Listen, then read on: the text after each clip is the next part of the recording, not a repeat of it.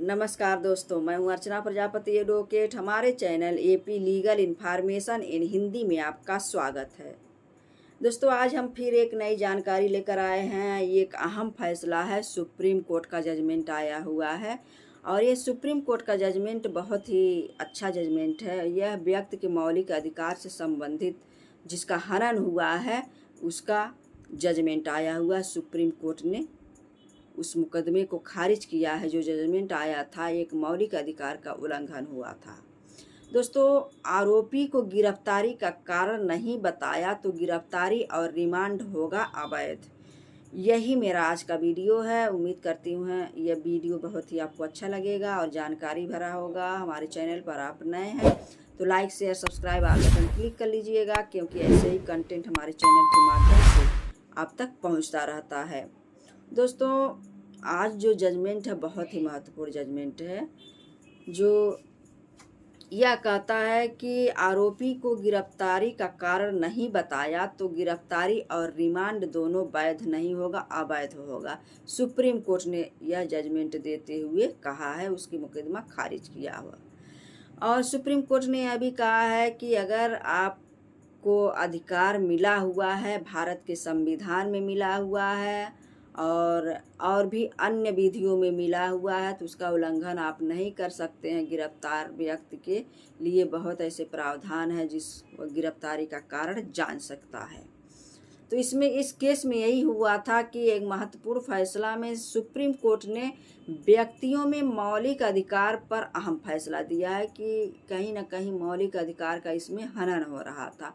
यह केस है कि एक रोहित शर्मा बनाम भारत सरकार राज्य का केस है। रोहित शर्मा इसमें याचिका करता है और भारत सरकार प्रतिवादी के रूप में इसमें बनाया गया है। तो यह अधिनियम जो 1967 चलाया गया है, यह अधिनियम जैसे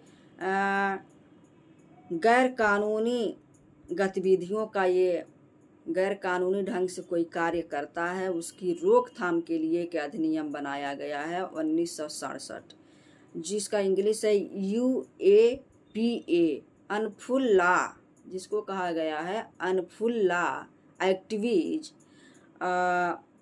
प्रोवेंशन, यानी जो सही नहीं कार्य है, जिसकी गतिविधियों में सही कार्य नहीं है, वो जो है जो लॉ के अकॉर्डिंग नहीं है, जो उसको लॉ नहीं मानती है, लॉ का उल्लंघन करके कोई कार्य किया जाता है, उसकी रोकथाम के लिए यह अधिनियम 1967 बनाया गया है UAPA।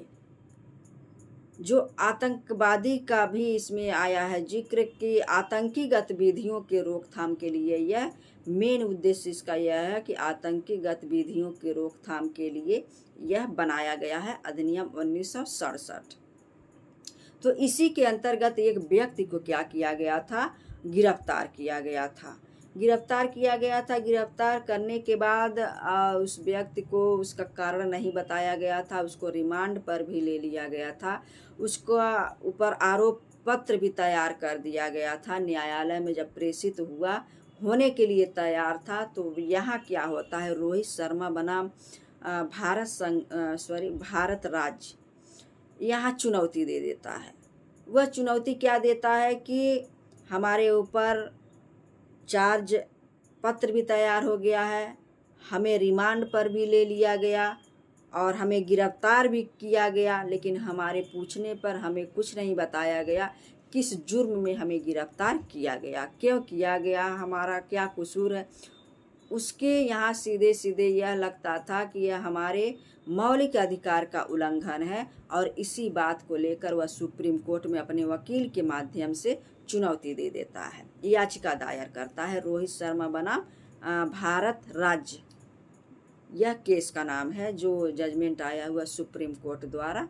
यह चुनौती देता है कि हमें नहीं बताया गया, जो कि मौलिक अधिकार यह प्रावधान किया गया भारत के संविधान में आर्टिकल 22 क्लाज 1 में यह प्रावधान है कि गिरफ्तारी का कारण एक गिरफ्तार व्यक्ति को जानने का पूरा अधिकार मिलता है, जो कि उसको नहीं बताया गया था। इसी बात को लेकर वह चुनौती दिया था सुप्रीम कोर्ट ने, जो भी आदेश आया था उसके उल्लंघन में। अपने वकील के माध्यम से रोहित शर्मा, जिसको गिरफ्तार जो किया गया था 3 अक्टूबर 2023 को गिरफ्तार किया जाता है, उसको रिमांड पर लिया जाता है, आरोप पत्र तैयार किया जाता है, गिरफ्तारी का कारण भी नहीं बताया जाता है इस केस में। इसी को लेकर सुप्रीम कोर्ट में वह याचिका दायर कर देता है। बात कहाँ क्या फंसती है, अब यहाँ रोहित शर्मा जो था एक व्यक्ति जो अपने अधिकार के बारे में जानता था और उस पर वह चुनौती दिया।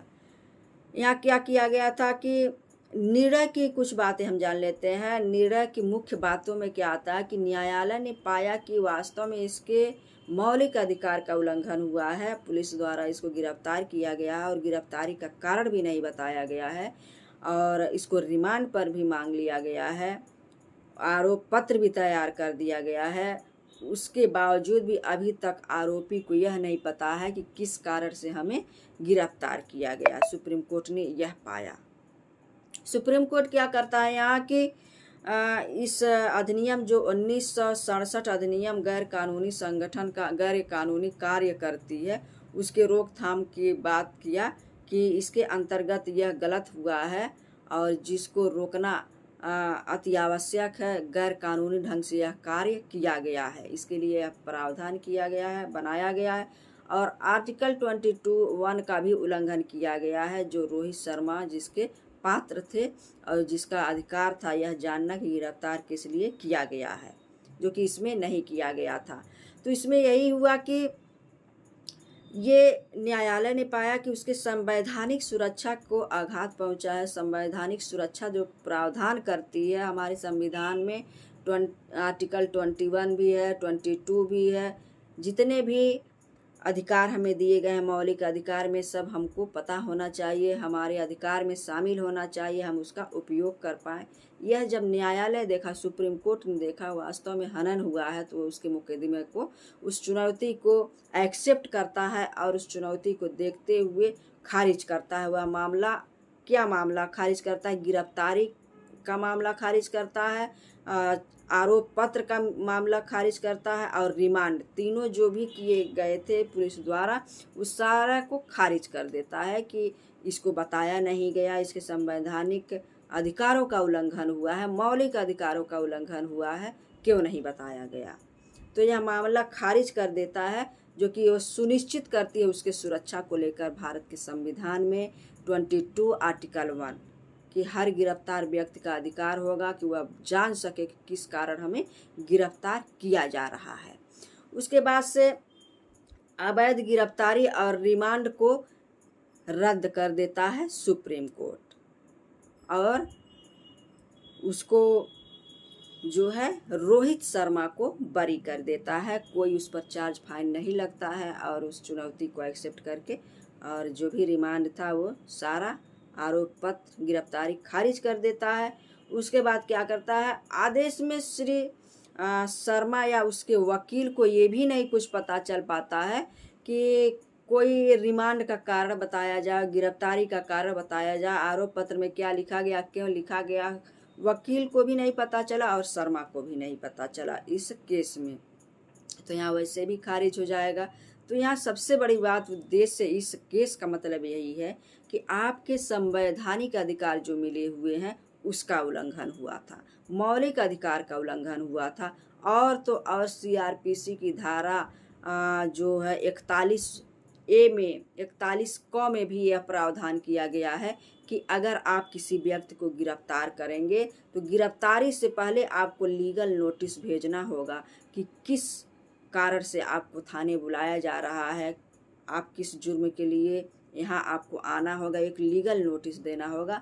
लीगल नोटिस पाने के बाद उस व्यक्ति का दायित्व हो जाता है, उस थाने पर जाएगा और अपनी बात रखेगा या जानेगा क्या मामला है, अच्छा हम इन्वॉल्व हैं या हमको झूठे केस में फंसाया गया है, वहाँ अगली प्रक्रिया शुरू हो जाती है, आप बताएं, वहाँ दायित्व हो जाएगा, आपको जाना पड़ेगा। लेकिन इस मामले में ना ही कोई नोटिस था, ना ही कोई संवैधानिक जो मौलिक उल्लंघन भी हुआ था, ऐसा सारा इसमें पाया गया कमियां। तो इसमें सुप्रीम कोर्ट ने आपके मौलिक अधिकार को बचाते हुए इस पर बहुत बड़ा फैसला दिया है कि यह मौलिक अधिकार एक व्यक्ति से नहीं छीननी चाहिए। इसी केस में यह साबित होता है। तो यह केस यही था। उम्मीद है बहुत ही लाभकर होगा कि आपके मौलिक अधिकार को कोई नहीं छीन सकता है और सुप्रीम कोर्ट ने आपका साथ दिया हुआ है। यह जजमेंट हमको भी बहुत अच्छा लगा कि एक व्यक्ति का क्या क्या कर्तव्य होना चाहिए, मौलिक अधिकार होना चाहिए। नेक्स्ट वीडियो का इंतजार करिए। जय हिंद, जय भारत।